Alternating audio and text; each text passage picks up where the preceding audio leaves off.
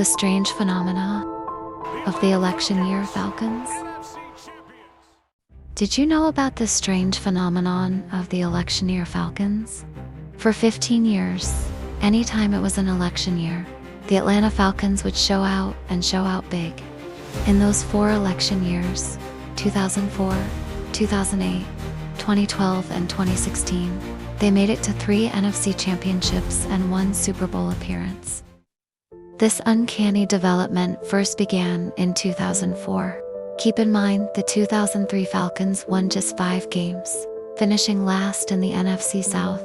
Heading into the 2004 season, there were not many expectations for the Falcons, but they came out guns blazing, winning 11 of their first 14 games. They ended the season with 11 wins, winning the division handily. Vick finished the season with 3,215 total yards, 2,313 passing and 902 rushing, and 17 total touchdowns. He finished with the most rushing yards by a quarterback in the NFL by far, with more than double second place. Warrick Dunn finished with 1,106 rushing yards and 9 touchdowns. Alge Crumpler finished with 774 receiving yards and 6 touchdowns. He was 6th amongst tight ends in receiving yards. Only 5 teams in the NFL had more wins than Atlanta that season, and only 1 NFC team, the Philadelphia Eagles, with 13 wins. The Falcons earned the 2nd seed in the NFC. In a first-round bye, they would face the Los Angeles Rams.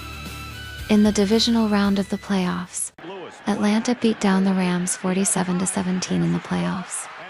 Vick had 2 passing touchdowns. Dunn had 140 rushing yards and 2 more scores.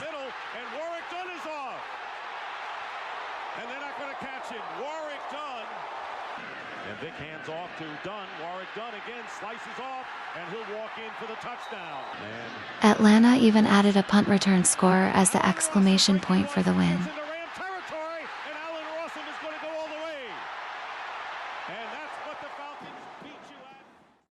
The Falcons would face the Eagles the following week. In the NFC Championship, Atlanta was down just 14-10 at the half, but wouldn't be able to score it all in the second half. Vick finished the game with just 136 passing yards and an interception. Donovan McNabb had 212 total yards and 2 touchdowns. Atlanta fell 27-10. Unfortunately, between 2004 and 2008, pure misfortune would befall Atlanta. Ahead of the 2007 season, Michael Vick was arrested for running a dogfighting ring. And midway through the season, head coach Bobby Petrino made an abrupt departure from the team.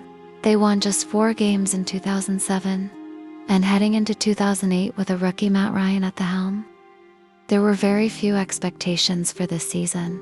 Sitting at 4-3, roughly halfway through the season, the Falcons had matched their last season win total, but still didn't look like a great team. Well, they went 7-2 to finish the season, ending with 11 wins and a playoff berth. Ryan finished the season with 3,440 passing yards and 16 touchdowns. He won the NFL's Offensive Rookie of the Year award, finishing in the upper half of quarterbacks in passing yards, passing touchdowns, and passer rating. Michael Turner finished the season with 1,699 rushing yards and 17 rushing touchdowns. He was 2nd in rushing yards and 2nd in touchdowns. Roddy White finished the season with 1,382 receiving yards, a career high at the time, and 7 touchdowns. He finished 4th in receiving yards. The Falcons would go on to face the Arizona Cardinals in the wild card. Unfortunately, they would fall 30-24, with a mistimed handoff between Ryan and his running back, gifting the Cardinals 7 points, along with a 71-yard catch and run by Anquan Boldin, proving too much for the Falcons to overcome. Heading into the 2012 season, the Falcons weren't coming off a disappointing 2011 campaign, but they were coming off a humiliating playoff loss to the New York Giants. But they rattled off 8 straight wins to start the 2012 season. Atlanta would finish the season 13-3, and the first seed in the NFC. Only one team in the NFL had more wins than them. Matt Ryan finished the season with 4,860 total yards and 33 total touchdowns. He was 5th in passing yards, 5th in passing touchdowns, 5th in passer rating, and 1st in completion percentage. Michael Turner finished the season with 928 all-purpose yards and 11 total touchdowns. He was 8th in total touchdowns amongst running backs. Wide receivers Roddy White and Julio Jones finished the season with 1,351 yards and 1,198 yards respectively. White finished 9th in yards and added 7 touchdowns. Jones finished 11th in yards and added 10 touchdowns. He was tied for 7th in touchdowns. Jones was one of only 3 players to have 75 or more receptions and average 15.3 or more yards per catch. Atlanta would face off against the Seattle Seahawks in the divisional round of the playoffs. Atlanta would jump out to an early 22-0 lead, with Roddy White torching Richard Sherman deep.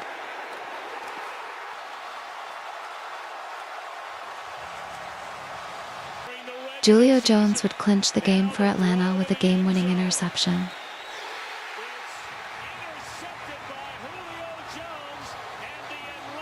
In the NFC Championship, the Falcons would face off against the San Francisco 49ers.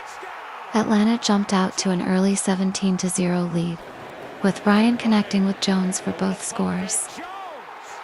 The Niners would storm back, and Harry Douglas tripped with less than 5 minutes to go on what likely would have been a walk-in touchdown. Roddy White appears to be interfered with on the final play of the game, but there is no call.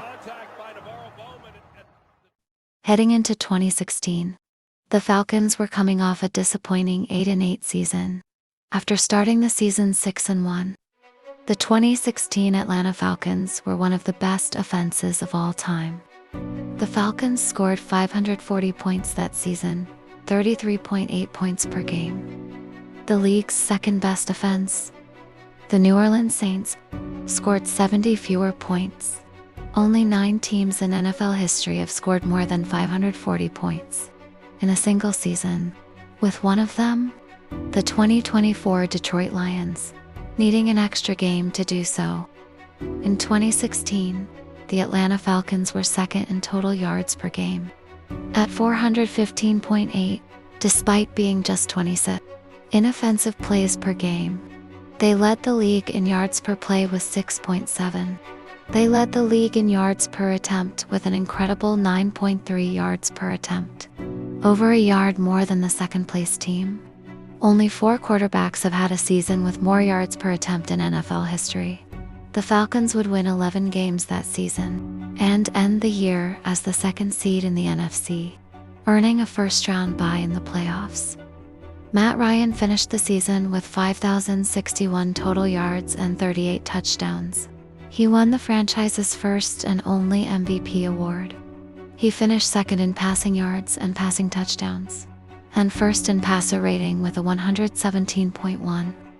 He became the first player in NFL history to throw a touchdown pass to 13 different receivers in a single season. Devonta Freeman finished the season with 1,541 all-purpose yards, 1,079 rushing and 462 receiving, and 13 total touchdowns. He finished 7th amongst running backs in total yards, and 6th in rushing touchdowns. Tevin Coleman added 941 all-purpose yards, 520 rushing and 421 receiving, along with 11 total touchdowns. He was tied for 11th in rushing touchdowns despite having just 118 carries. Julio Jones finished the season with 1,409 yards and 6 touchdowns. He was 2nd in the league in receiving yards.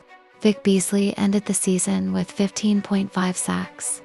He was the NFL's sack leader in 2016. The Falcons would once again face off with the Seattle Seahawks in the divisional round of the playoffs. What started off as a close game quickly became a Falcons blowout after a safety. Down 10-9, Atlanta would go on to score the next 17 points unanswered.